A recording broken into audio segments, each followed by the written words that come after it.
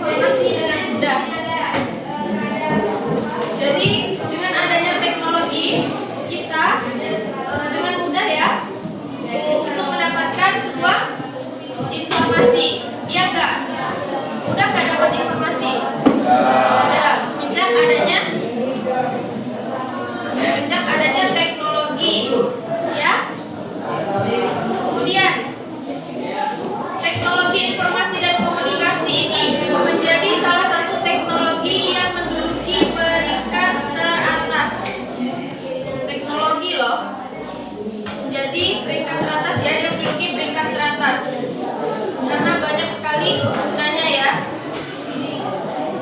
Kemudian ada dampak dari teknologi informasi atau biasa disebut informatika. Nah, di sini ada teknologi informasi membuat interaksi antar pengguna menjadi mudah. Kalau dilihat dari tahun sebelumnya, tahun-tahun yang sudah lalu, perbedaan dengan tahun sekarang ini sangat jauh ya untuk interaksi atau berkomunikasi dengan teman ataupun kerabat, saudara yang jauh ataupun yang dekat ya. Dengan adanya teknologi, interaksi atau berkomunikasi menjadi lebih mudah. Kalian mudah nggak? Mudah, bahkan sama teman sebaku. Kalau udah sampai rumah, pasti kalian komunikasi kan? Ya. Kemudian di sini ada dampak dari teknologi informasi. Kita bisa lihat dari sisi positif dan sisi negatif.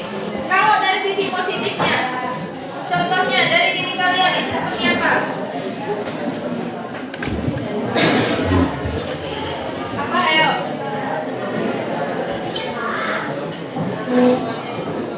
Ada dampak enggak positif? Ada dampak positifnya enggak di diri kalian? Dengan adanya teknologi. Banyak ya? Oke. Ada dampak positif dari informatika. Ini yang pertama meningkatkan interaksi sosial antar pengguna. Ini sudah Ibu sampaikan tadi. Interaksi. Ya. Udah kan kita berinteraksi? Masuk ke dampak positif. Karena dengan adanya teknologi, komunikasi kita itu menjadi lebih mudah. Kemudian yang kedua, ada perubahan cara hidup. Nah, maksudnya apa sih perubahan cara hidup? Ada yang tahu? Iya, bekerja dari rumah itu seperti apa? Contohnya? Iya, maksudnya iya, bekerja dari rumah menggunakan HP ya. Contohnya seperti apa? Apa? Live streaming. Live streaming. Jualan online betul kah? Nah, tuh. Di poin kedua ada belanja online. Kalau kita bisa belanja online berarti di sana ada yang berjualan online, ya kan? Nah, itu maksudnya dampak positif. Kalau belanja online, kalian sini belanja online semua pernah? Nah, lewat aplikasi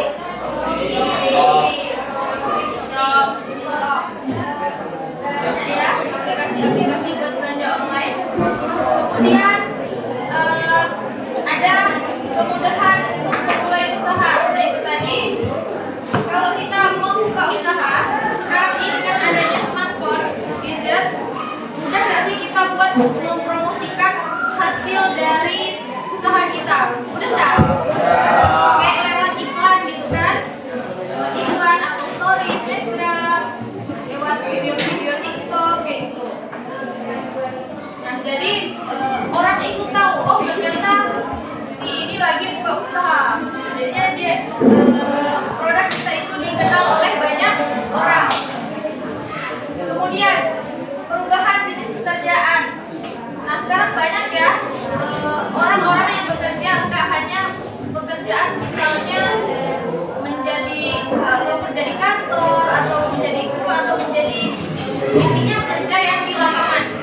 Biasanya sekarang itu banyak sekali YouTuber, kemudian animator dan selebriti sosmed. YouTuber bisa menghasilkan nggak? Bisa. Banyak nggak hasilnya kalian lihat tuh? Nah, kalah-kalahkan kita yang kerja di lapangan panas-panas ibaratnya. Nah, kemudian ada animator. Animator itu apa? Orang yang membuat animasi. Nah, animasi tersebut bisa dijual. Oke. Kemudian ada selebriti sosmed. Maksud dari selebriti sosmed itu contohnya seperti apa? Selebgram, seleb TikTok, selebgram, itu ya, seleb Facebook, bisa menghasilkan bisa menghasilkan masyarakat. Banyak ya contohnya. Ini hanya ibu ambil 3 contohnya. Kemudian perubahan cara kerja. Berubah nggak cara kerja kita sejak ada teknologi? Bisa disebutkan perubahannya seperti apa? Ayo, Amri. Wajah. Seperti apa aja? Oke, kita ini semenjak adanya teknologi kita bisa bekerja dari rumah, kemudian kita hanya buat barang, kemudian kita jual, kita foto, kemudian kita antarkan ganja tersebut melalui kurir. Jadi kita hanya diam di rumah ya. Pokoknya banyak sekali perubahan dalam dunia kerja dan cara bekerja. Kemudian kalau ada dampak positif, ada juga dampak negatif. Nah, ini ada 8 dampak negatif. Yang pertama, hoax. Hoax itu apa sih? Ada yang tahu nggak? Berita bohong, informasi bohong yang nggak nyata. Nah, contohnya kayak gitu kan? Sering. Siapa yang admin di sini? Admin hoax siapa? Saya. Berarti siapa? Alan. Sering nyampaikan informasi hoax sama teman-teman. Alan. Oke. Jangan menyebarkan berita hoax ya. Itu merugikan diri sendiri, kemudian merugikan orang lain. Kemudian ujaran kebencian. Pernah nggak kalian ketika bermusuhan kalian ujarkan kebencian kalian melalui sosial media? Pernah nggak? Biasanya cewek-cewek nih. Lewat story kan? Jadi ujaran kebencian melalui teknologi itu tuh nggak hanya kalian-kalian ini, dari oknum, pejabat-pejabat tinggi, politik semuanya bisa mereka mengujarkan kebenciannya itu melalui sosial media. Biar apa? Viral. Jadi kita semua di satu negara bisa tahu kan konflik apa yang terjadi kan? Nah, tadi kita mendapatkan informasi dari sosial media. Kemudian konten negatif. Ayo. Sekarang nih konten negatif apa ya? Laki-laki kayak cewek.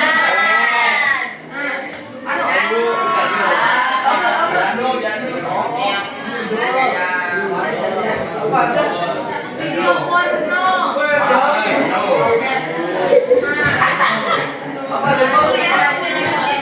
lagi? Iya, itu apa? Vulgar. Vulgar. Sebarkan konten di sosial media itu termasuk dalam konten negatif. Bisa ada pelanggaran. Kemudian ada video-video bullying atau apa gitu ya, ada kan lewat video-video TikTok. Tapi itu seringnya melihat di TikTok sih. Iya.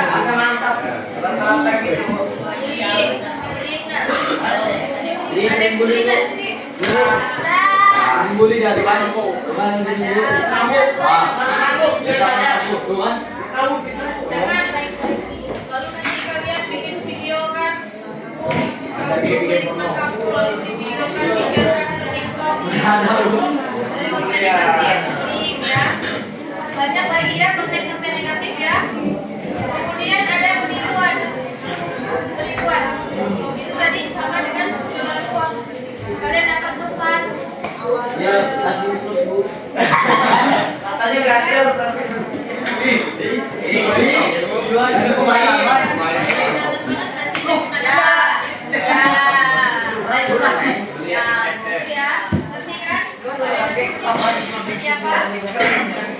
Kemudian cyberbullying. Nah, itu tadi bullying.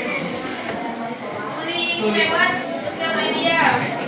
Sering dibentukkan. Lebih seringnya lewat TikTok sih.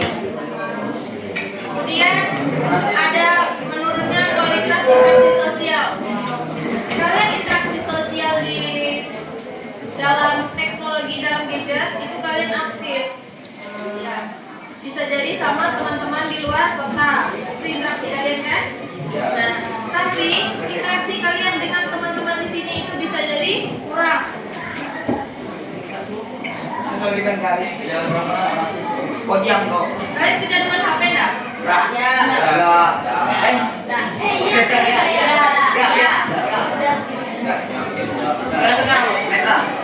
Sampai di dalam game kalian itu pokoknya kalian tuh seharian tuh mainan game terus kalian interaksi dengan teman-teman game, jadi kan interaksi kalian di luar lingkungan sekitar kalian itu kurang. Jadi itu mengakibatkan penurunan kualitas interaksi sosial. Nah, kemudian ada yang tujuh tuh kecanduan. Tuh, tadi kalian kecanduan kan? Kecanduan. Baby kecanduan nggak baby? Kecanduan gadget? Ustaz benar. Pasti kecanduan nggak?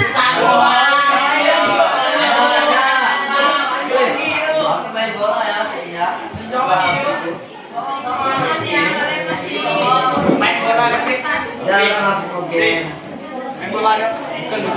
bahaya nanti nanti ini kalian bisa gadget di poin nomor 8 menurunnya kesehatan. Kalau kalian udah kecanduan main gadget, kemudian kesehatan kalian turun, emosional kalian meningkat. Nah nanti berikutnya ketika kalian nggak pegang HP kalian itu kayak orang stres, tahu kan? Kayak bingung sendiri. Ya betul. Nah nanti juga sakit, sakit jiwa.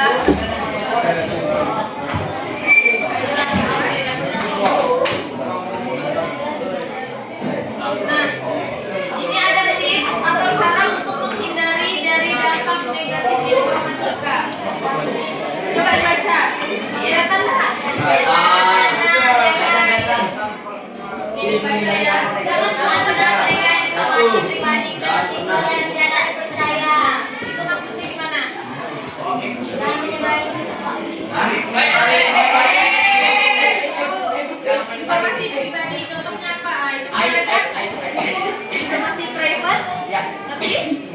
Nah, data diri kalian jangan sampai orang tahu. Pokoknya yang berisinya tentang diri kalian itu jangan disebarkan. Ataupun dimasukkan kayak misalkan kalian tiba-tiba suruh isi biodata atau apa? Link bukan? Isi Pengalaman belajar pokoknya kemana nggak tahu lah. link video tangkap link baru. Jangan ya. Kalian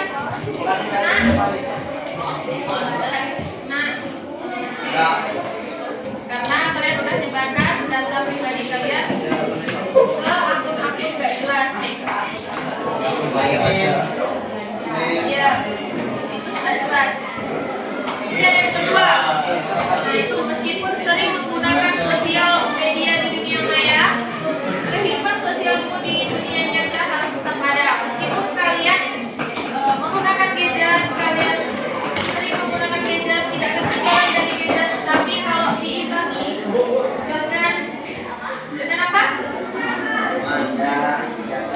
Dengan bergaulnya kalian dengan ini lingkungan kita nih, itu tidak apa-apa.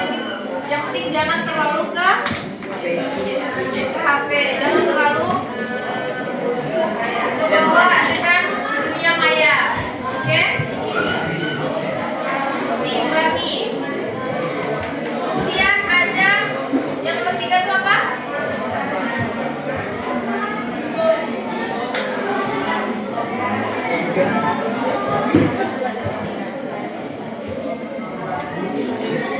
Nah, nggak kelihatan kah?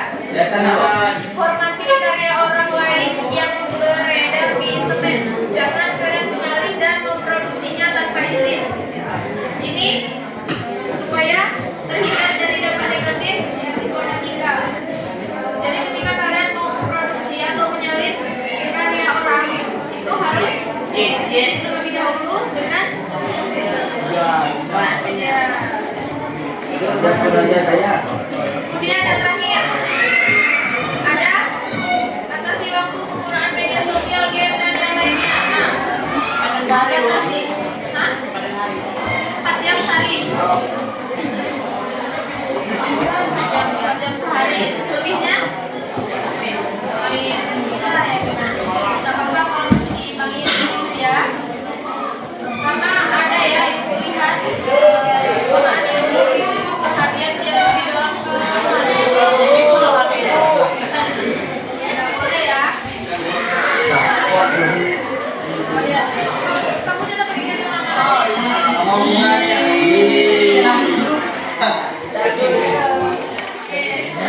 Jangan ya. Bukan sampai diakuin zaman pula dimandikan, nanti disolati. Jangan ya, masih banyak perhatian. Di SMA ada yang menemukan lingkungan baru. Bahkan di SMA itu pergaulannya lebih bebas. Ini masih SMP loh. Nah, kemudian kesimpulan dan rekomendasi pada surat. Nah, di sini ada dampak sosial informatika itu dilindungi dari berbagai aspek kehidupan, misalnya dari kesehatan mental, sehingga sampai dunia kerja. Nah, itu diperlukan upaya kolaboratif antar pemerintah, kemudian swasta dan masyarakat untuk memanfaatkan teknologi secara tanggung jawab dan menjamin inklusi sosial. Nah, itu kesimpulannya ya. Nah, setelah ibu sampaikan itu tadi, maka sampailah kita ke diskusi. Diskusi dulu ya. Kalian ada berapa orang? Satu kelas ini ada berapa orang? 5 orang ya, satu kelompok 4 orang. Silakan. Silakan berkelompok.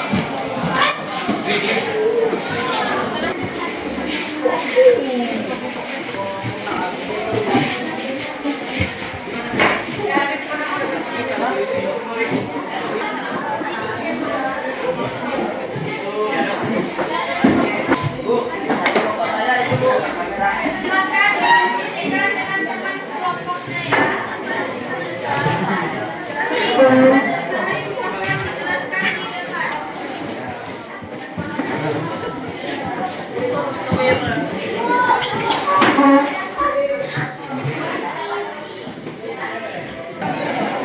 Silakan didiskusikan dengan teman kelompoknya. Teman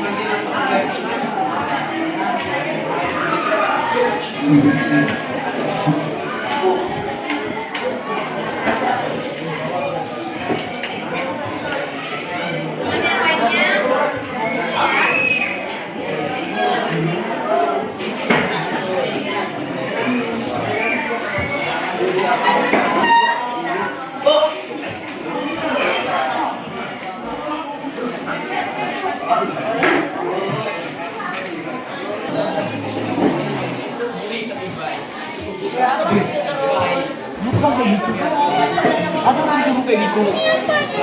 Ada di sini. Pintu apa gitu?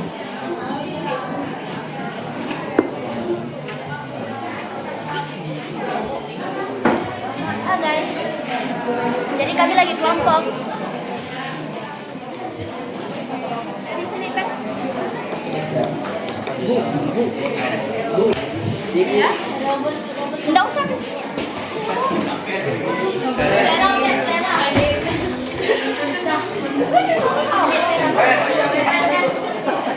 Jadi kamera ada begitu-gitu. Ih, poninya. Tengok. Soro.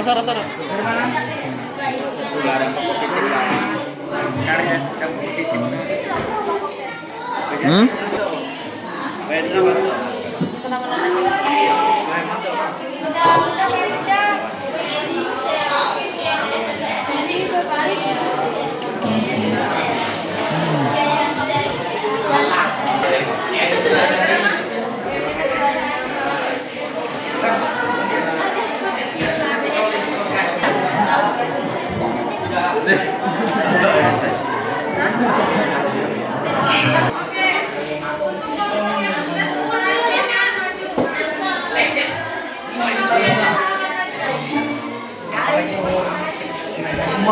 lagi.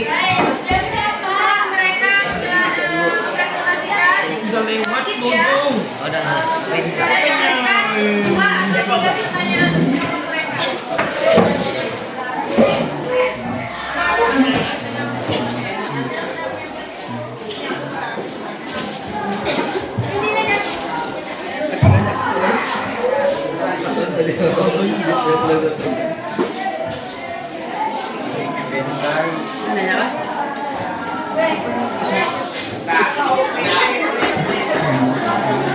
Selamat pagi, kami dari kelompok 3 ini mempresentasikan hasil diskusi kami.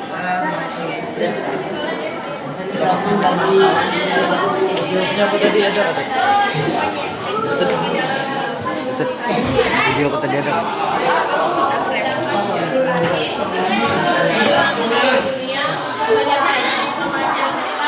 Memudahkan akses informasi, memudahkan pembelajaran,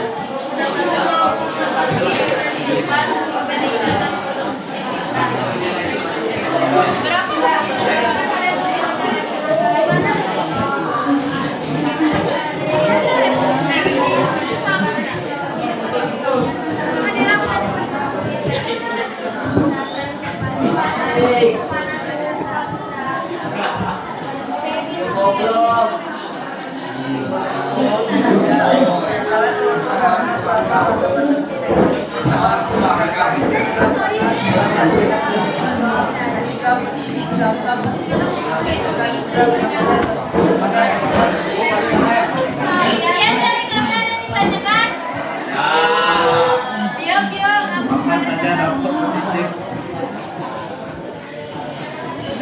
terima kasih.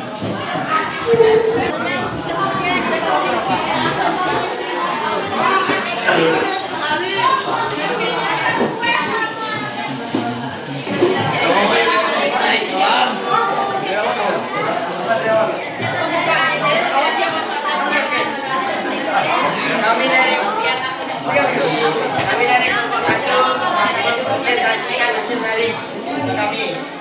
Satu, dampak positif yang akan dirasakan dari jawabannya memudahkan komunikasi teknologi seperti smartphone dan internet, membuat komunikasi menjadi lebih mudah dan beragam, memudahkan penyebaran informasi, menghubungkan orang di seluruh dunia.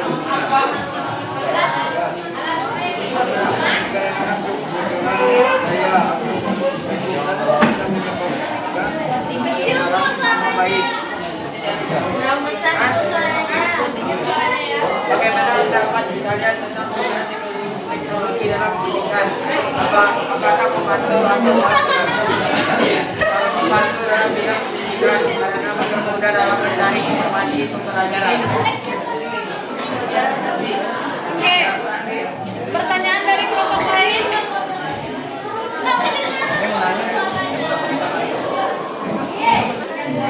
Saya ingin bertanya, apa dampak negatif dari teknologi dalam berkomunikasi?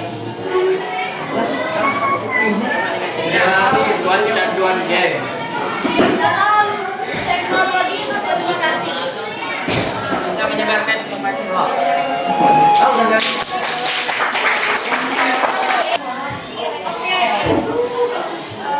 Pembelajaran kita hari ini sudah selesai ya. Presentasi. Kemudian kita lanjutkan materi di minggu depan.